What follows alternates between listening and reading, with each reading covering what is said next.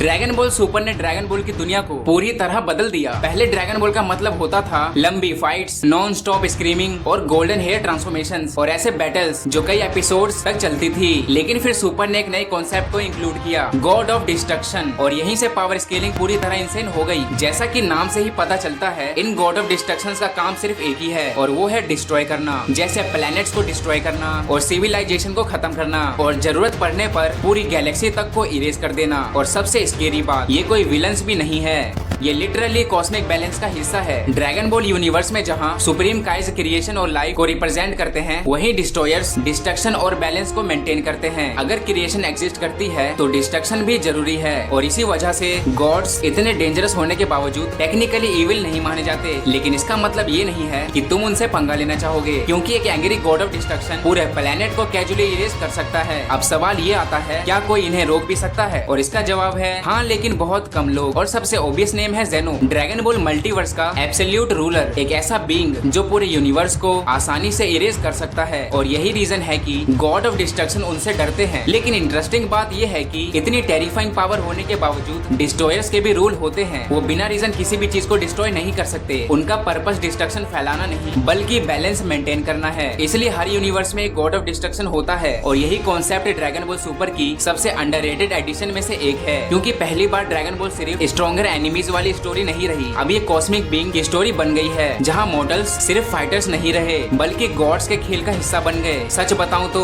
God of destruction का काम थोड़ा इविल जरूर लगता है। आखिर कौन अपने स्वाद के लिए एक प्लेनेट को उड़ा देता है? लेकिन अगर ध्यान से सोचो तो ड्रैगन बॉल का ये कॉन्सेप्ट सरप्राइजली डीप है। बीरस जैसा गॉड ऑफ डिस्ट्रक्शन, उसका काम केओस फैलाना नहीं है बल्कि बैलेंस मेंटेन करना है। क्योंकि अगर डिस्ट्रक्शन ना हो तो क्रिएशन भी इवेंचुअली कोलैप्स हो जाएगी। इसलिए अगर देखा जाए तो डिस्ट्रॉयर्स विलन नहीं है। लेकिन जब कोई गॉड कैजुअली पूरा गैलेक्सी इरेज कर दे तो उसे हम एक अच्छा गॉड तो नहीं कह सकते। और शायद यही रीजन है कि उसका रोल इतना इंटरेस्टिंग होता है। अब एक इंटरेस्टिंग बात यह है, क्या गॉड ऑफ डिस्ट्रक्शन जन्म से ही होते हैं या उन्हें चूज किया जाता है? क्योंकि जेनो या सुप्रीम काय डिस्ट्रॉयर्स इमोर्टल नहीं है और उन्हें बैटल्स में मारा जा सकता है। और अगर ऐसा हो जाए तो यूनिवर्स को तुरंत रिप्लेसमेंट चाहिए होगा। और यही वजह है कि अलग अलग यूनिवर्स के डिस्ट्रॉयर्स डिफरेंट रेस से आते हैं। कोई कैट जैसा दिखता है, कोई फर का गोला जैसा दिखता है और कोई एलियन वॉरियर जैसा। क्योंकि गॉड ऑफ डिस्ट्रक्शन होना कोई जन्म से मिलने वाली चीज नहीं है बल्कि एक रोल है, एक पोजीशन। और यही बात ड्रैगन बॉल सुपर को इतना कूल बनाती है। पहले ड्रैगन बॉल में स्ट्रॉन्गर होना सब कुछ था, लेकिन अब स्ट्रॉन्गेस्ट होना काफी नहीं है। ड्रैगन बॉल सुपर में God of destruction randomly choose किए हुए बीइंग नहीं है, उन्हें ट्रेन किया जाता है और ये ट्रेनिंग करवाते हैं एंजल्स। एंजल्स का काम सिर्फ सर्वेंट बनना नहीं होता,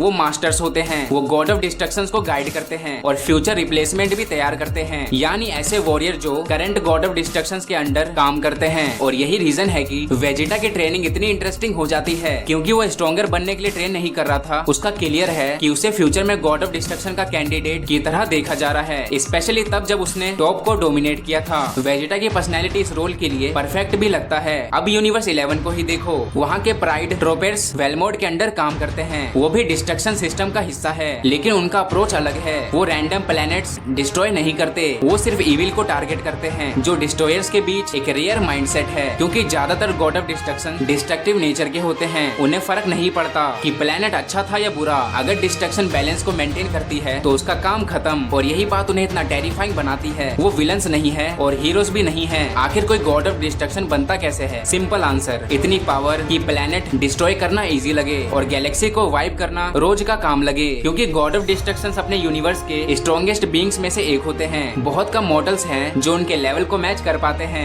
बैटल ऑफ गॉड में भी गोकू को सुपर सैन गॉड तक पहुंचना पड़ा सिर्फ बीरस की बराबरी करने के लिए। और फिर भी बीरस क्लियरली सीरियस भी नहीं था। यानी गॉड की पावर और मॉडल्स की पावर के बीच अब भी मैसिव गैप था। और इंटरेस्टिंग बात यह है कि सभी डिस्ट्रॉयर्स बराबर नहीं होते। जैसे चांपा और बीरस ब्रदर्स हैं और दोनों पावरफुल भी हैं, लेकिन फिर भी बीरस स्ट्रॉन्ग माना जाता है। और यही चीज ड्रैगन बॉल सुपर की पावर स्केलिंग को बदल देती है। क्योंकि अब स्ट्रॉन्गेस्ट बनने का मतलब एनिमीज को हराना नहीं है। ड्रैगन बॉल सुपर में गॉड ऑफ डिस्ट्रक्शन के बारे में सबसे इंटरेस्टिंग बात, इतनी इंसेन पावर होने के बावजूद उनके ऊपर भी रूल्स लागू होते हैं। और सबसे बड़ा रूल है गॉड ऑफ डिस्ट्रक्शन एक दूसरे से डायरेक्ट फाइट नहीं कर सकते, क्योंकि अगर दो डिस्ट्रॉयर्स अपनी पूरी पावर से लड़ पड़े तो उनके पूरी यूनिवर्स तक डिस्ट्रॉय हो सकते हैं, यानी उनका बैटल लिटरली कॉस्मिक डिजास्टर बन सकता है। इस रूल का सबसे परफेक्ट एग्जांपल है बीरस और चांपा, दो गॉड ऑफ डिस्ट्रक्शन, और दोनों हर बार मिलते ही आर्गुमेंट शुरू कर देते हैं। लेकिन प्रॉब्लम ये नहीं है कि वो फाइट करते हैं, और वो अपनी फाइट का फैसला करते हैं इनडायरेक्ट कंपटीशन से। और इसी वजह से यूनिवर्स 6 टूर्नामेंट हुआ था। बीरस और चांपा खुद फाइट नहीं कर सकते थे, इसलिए उन्होंने अपने यूनिवर्स के सबसे स्ट्रॉन्ग फाइटर्स को आपस में लड़वा दिया। और यही चीज ड्रैगन बॉल सुपर को फन बनाती है, क्योंकि यूनिवर्स लेवल गॉड्स भी कभी कभी बच्चों जैसी फाइट्स करते हैं, और बाद में तो ये लोग बेसबॉल तक खेलने लगते हैं, सिर्फ अपना आर्ग्यूमेंट सेटल करने के लिए। ड्रैगन बॉल सुपर में हाकाई एनर्जी सिर्फ पावरफुल ही नहीं बल्कि टेरिफाइंग है, क्योंकि फर्क नहीं पड़ता कि उसे कौन यूज कर रहा है, फ्रीजा, गोकू या खुद गॉड ऑफ डिस्ट्रक्शन। अगर वो डिस्ट्रक्शन एनर्जी किसी को टच भी कर गई तो गेम ओवर। इसका कोई एक्सप्लेनेशन नहीं है और ना ही कोई कमबैक है, बस एग्जिस्टेंस इरेज। और यही रीजन है कि हाकाई ड्रैगन बॉल के सबसे डेंजरस एबिलिटीज में से एक है। पावर लेवल, ट्रांसफॉर्मेशन या आर्मर कुछ भी मैटर नहीं करता। लेकिन इंटरेस्टिंग बात यह है, इतनी गॉड लेवल पावर होने के बावजूद गॉड ऑफ डिस्ट्रक्शन खुद बाकी डिवाइन बीइंग से काफी अलग हैं। एंजल्स यूजुअली काम रहते हैं, उन्हें मोर्टल्स की प्रॉब्लम से कोई भी फर्क नहीं पड़ता, और सुप्रीम काय भी थोड़े इमोशनल हो जाते हैं। लेकिन डिस्ट्रॉयर्स वो अलग हैं, और कभी कभी छोटी बातों पर यूनिवर्स लेवल थ्रेट बन जाते हैं। उसने प्लेनेट सिर्फ इसलिए डिस्ट्रॉय कर दिया क्योंकि उसे वहाँ का फूड पसंद नहीं आया। इमेजिन करो पूरा सिविलाइजेशन खत्म क्योंकि गॉड का खाना खराब। और जब डिस्ट्रॉयर्स एंग्री हो जाते हैं तो उनकी पावर ऑटोमेटिक बढ़ जाती है, ऑलमोस्ट साइंस की तरह। लेकिन फर्क ये है कि साइंस रेज में स्ट्रॉन्गर होते हैं और डिस्ट्रॉयर्स रेज में डिजास्टर बन जाते हैं, क्योंकि उनका रो इमोशन सीधे डिस्ट्रक्शन एनर्जी के साथ मिक्स होता है, और इसी वजह से वो एक डिजास्टर बन जाते हैं। ड्रैगन बॉल सुपर की सबसे स्केरी बात ये है कि बीरस को फ्रीजा की ये बात पता थी जब फ्रीजा पूरे प्लैनेट्स को कॉन्कर कर रहा था, सिविलाइजेशंस को खत्म कर रहा था और लाखों लोगों को मार रहा था, तब गॉड ऑफ डिस्ट्रक्शन बस देख रहा था। और यही चीज डिस्ट्रॉयर्स को इतना इविल बनाती है, क्योंकि वो हीरोज नहीं है। अगर वो किसी मॉर्टल से दोस्ती भी कर ले तो भी उन पर उसे बचाने की कोई जिम्मेदारी नहीं होती है, ना ही वो कोई यूनिवर्सल सेवर है। उसका काम जस्टिस देना नहीं है बल्कि बैलेंस मेंटेन करना है, और कई बार बैलेंस का मतलब होता है कुछ भी ना करना। हाँ, कभी कभी एक्सपेक्टेशंस होती हैं, जैसे जब विश ने किया था, फ्रीजा को अर्थ डिस्ट्रॉय करने से रोक दिया था, लेकिन वो भी इसलिए क्योंकि सिचुएशन गोकू और बीरस से जुड़ी हुई थी। नॉर्मली डिस्ट्रॉयर्स मोर्टल्स के प्रॉब्लम्स में इंटरफेयर नहीं करते, और इसका लॉजिक भी है। अगर बीरस हर प्रॉब्लम खुद सॉल्व करने लगे तो फिर गोकू का पर्पस ही क्या रह जाएगा। यही रीजन है कि बीरस अक्सर डायरेक्ट हेल्प देने की वजह बस इन्फॉर्मेशन देता है, जैसे बुल्मा और जी फाइटर्स को हिंट देना, थ्रेट्स के बारे में वार्न करना, लेकिन फाइनल फाइट्स वो मॉर्टल्स को खुद लड़नी पड़ती है। अगर हम चीजों को ध्यान से देखें तो डिस्ट्रॉयर्स एक बहुत बड़ा रोल प्ले करते हैं। सुप्रीम का क्रिएशन संभालते हैं, एंजल्स ट्रेनिंग और गाइडेंस देते हैं, जेनो मल्टीवर्स पे रूल करता है, और बीच में होते हैं गॉड ऑफ डिस्ट्रक्शन जो डिस्ट्रक्शंस के जरिए ग्रोथ को मेंटेन करते हैं। लेकिन इंटरेस्टिंग बात यह है कि डिस्ट्रॉयर्स इमोर्टल नहीं है, वो बहुत लंबे टाइम तक जी सकते हैं, लेकिन इवेंचुअली उन्हें रिप्लेस होना ही पड़ता है। और इसी वजह से एंजल्स और डिस्ट्रॉयर नए कैंडिडेट को ट्रेन करते हैं, ऐसे लोग जिनमें फ्यूचर गॉड ऑफ डिस्ट्रक्शन बनने का पोटेंशियल हो। और इसका बेस्ट एग्जांपल है वेजिटा। वीस उसकी ट्रेनिंग इसलिए नहीं करवा रहा है ताकि वो स्ट्रॉन्ग बने, बल्कि हिंट तो साफ है कि उसे फ्यूचर में गॉड ऑफ डिस्ट्रक्शन का कैंडिडेट की तरह देखा जा रहा है। और यही एक्सप्लेन करता है कि सभी डिस्ट्रॉयर्स अलग अलग रेस से क्यों बिलोंग करते हैं, क्योंकि वो जन्म से ही गॉड नहीं है, उन्हें चूज किया जाता है और ट्रेंड होते हैं, और धीरे धीरे उस लेवल तक पहुंचते हैं जहां उन्हें प्लेनेट डिस्ट्रॉय करना नॉर्मल लगे। और शायद यही ड्रैगन बॉल सुपर की सबसे अंडररेटेड कॉन्सेप्ट है। तो आप सवाल है तुम्हारे लिए, अगर तुम्हें मौका मिले तो क्या तुम गॉड ऑफ डिस्ट्रक्शन बनना चाहोगे?